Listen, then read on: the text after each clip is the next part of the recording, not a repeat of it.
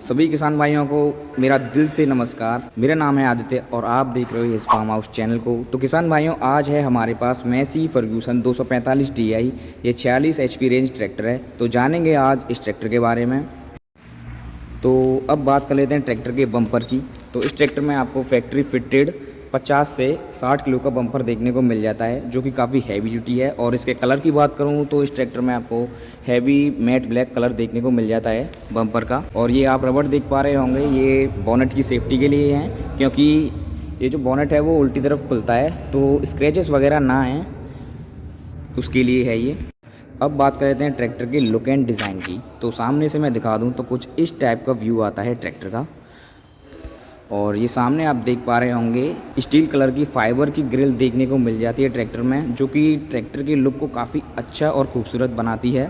फिर बात कर लेते हैं ट्रैक्टर के हेडलाइट्स की। तो इस ट्रैक्टर में आपको हेलोजन हेडलैम्प्स देखने को मिल जाते हैं, और ठीक हेलोजन हेडलैम्प्स के बीच में ये मैसी का लोगो देखने को मिल जाता है। और अगर मैं एयर वेंटिलेशन की बात करूं तो काफ़ी अच्छी सुविधा देखने को मिल जाती है हमें एयर वेंटिलेशन की। ये आप देख पा रहे होंगे, और ये आप स्पेस देख पा रहे होंगे वो ट्रैक्टर की नंबर प्लेट लगाने के लिए है। तो ये तो हो गया ट्रैक्टर का फ्रंट प्रोफाइल, सामने से व्यू। अब बात कर लेते हैं ट्रैक्टर की साइड्स की। तो चलते हैं ट्रैक्टर की साइड्स में।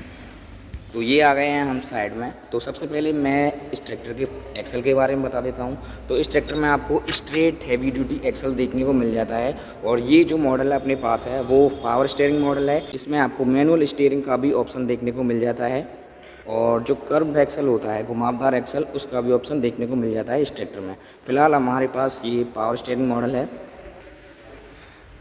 और स्ट्रेट एक्सल के ठीक पीछे हमें इसकी डुअल एक्टिंग पावर स्टीयरिंग देखने को मिल जाती है, जो कि बैलेंस मोड पर काम करती है। इसकी मैं फिटिंग दिखाऊंगा आपको। तो कुछ इस टाइप से कंपनी ने इंस्टॉल किया है, तो काफ़ी अच्छी तरह से इंस्टॉल किया है इसे, आप देख पा रहे होंगे।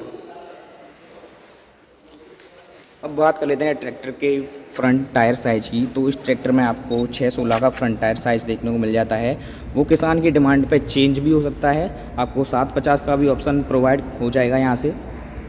और ये हो गया ट्रैक्टर का फ्रंट पार्ट, आगे वाला हिस्सा, जिसे चूल्हा भी बोला जाता है। तो इसकी भी इंस्टॉलेशन आप देख लीजिए, काफ़ी हैवी ड्यूटी है। और डोज़र वगैरह के काम के लिए आपको यहाँ पे स्पेस देखने को मिल जाता है, और किसान अपना बड़े से बड़ा बम्पर बनवा के लगवा भी सकता है अगर वो किसी हैवी इक्विपमेंट पर चलाता है ट्रैक्टर को तब। तो किसान भाइयों, अब बात कर लेते हैं ट्रैक्टर के राइट साइड की। तो ये हो गया ट्रैक्टर का इलेक्ट्रिसिटी जनरेटर, जो कि 12 वोल्टेज 38 एम्पियर का है। और ये एक कवर से कवर किया है कंपनी ने इसकी सेफ्टी के लिए।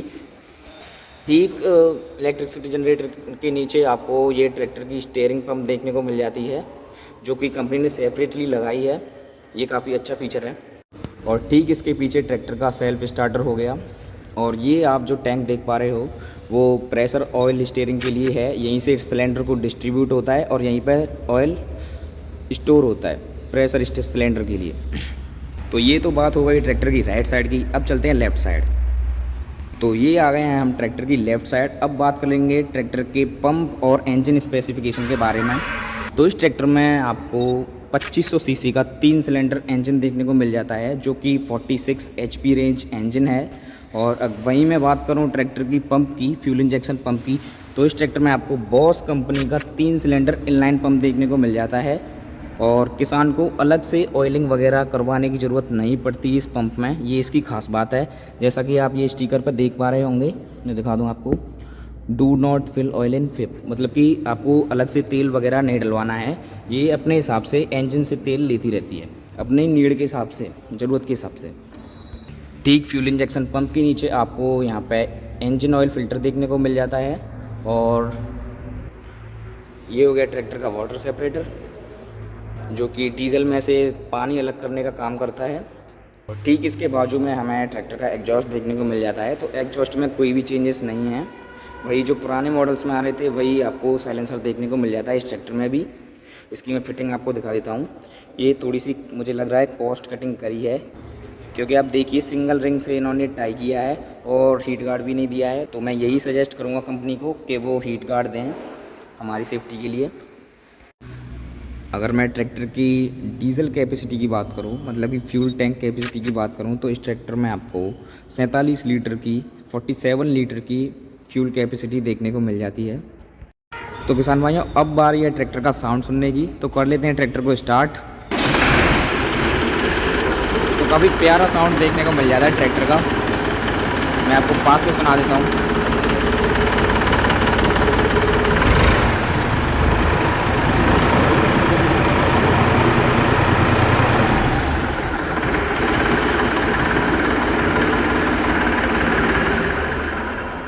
तो काफ़ी प्यारा साउंड था, आप लोगों ने सुना ट्रैक्टर का। और बाकी आपको कैसा लगा कमेंट करके ज़रूर बताइएगा।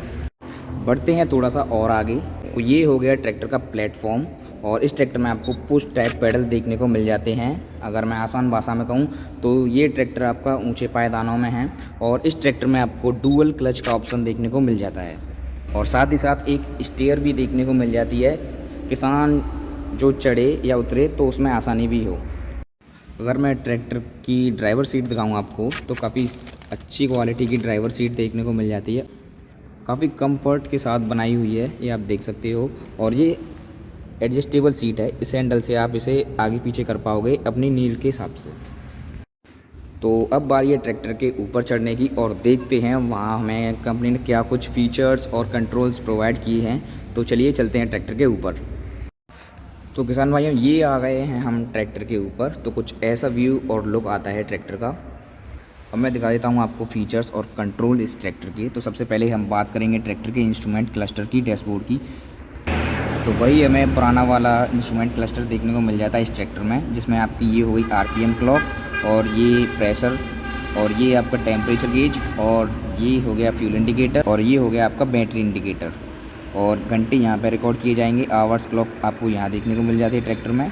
तो कोई भी चेंजेस नहीं है ट्रैक्टर के डैशबोर्ड में, वही पुराना वाला डैशबोर्ड हमें देखने को मिल जाता है इस ट्रैक्टर में।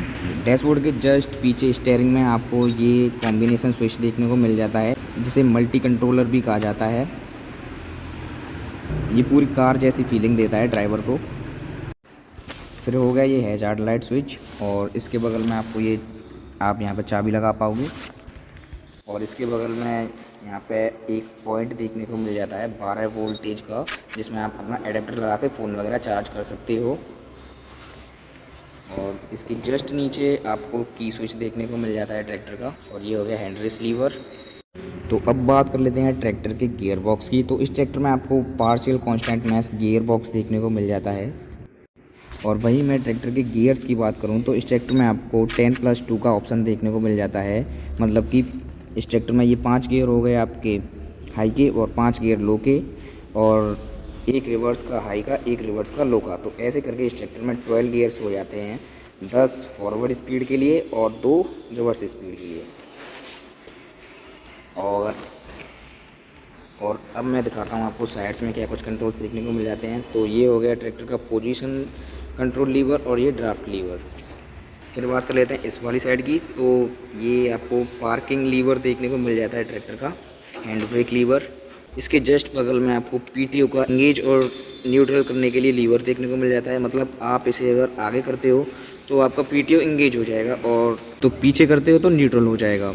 और एक और ऑप्शन देखने को मिल जाता है इसमें आपको PTO का, GSPTO और LPTO। आगे करोगे तो ये GSPTO पे सेट हो जाएगा, और अगर आप इसे पीछे कर देते हो तो ये लाइव PTO पे सेट हो जाएगा। तो ये तो हो गया यहाँ का। तो अब जानेंगे ट्रैक्टर के पीछे वाले स्पेसिफिकेशन के बारे में। तो चलते हैं पीछे। और मैं अगर इंडिकेटर्स की बात करूँ तो वही हेलोजन इंडिकेटर्स देखने को मिल जाते हैं ट्रैक्टर में। इनकी सेफ्टी के लिए एक कवर भी लगाया हुआ है। तो अब मैं ट्रैक्टर के रियर टायर साइज़ की बात कर लेता हूं। तो इस ट्रैक्टर में आपको 13/6/28 का रियर टायर साइज़ देखने को मिल जाता है। अगर किसान चाहता है कोई 14/9/28 के टायरों में तो वो भी अवेलेबल हो जाएगा यहाँ से। और इस ट्रैक्टर में आपको एडिशनल वेट नहीं देखने को मिलते हैं। तो ये आ गए हैं हम ट्रैक्टर के पीछे। अब बात कर लेते हैं पीछे वाले स्पेसिफिकेशन की। तो अब बात कर लेता हूँ मैं ट्रैक्टर के रियर एक्सल की। तो इस ट्रैक्टर में आपको प्लैनेटरी प्लस रियर एक्सल देखने को मिल जाता है, जब भी ये पीछे से थोड़ा सा हैवी लग रहा है। फिर बात कर लेते हैं ट्रैक्टर की लिफ्टिंग कैपेसिटी के बारे में। तो इस ट्रैक्टर में आपको 1700 किलोग्राम की लिफ्ट देखने को मिल जाती हैं, या फिर आप इन्हें 17 क्विंटल कह सकते हो। मतलब कि ट्रैक्टर में आपको 17 क्विंटल की लिफ्टिंग कैपेसिटी देखने को मिल जाती है।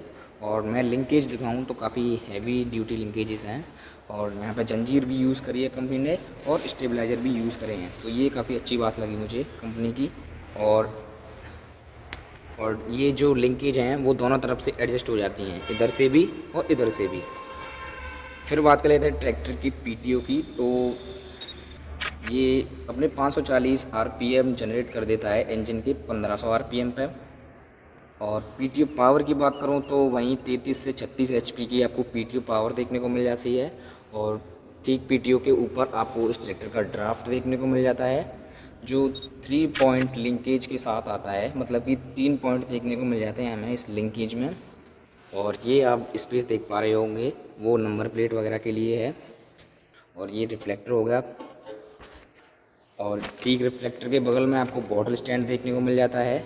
और ये हो गया ट्रैक्टर का टूल बॉक्स, जिसका स्पेस काफ़ी अच्छा है।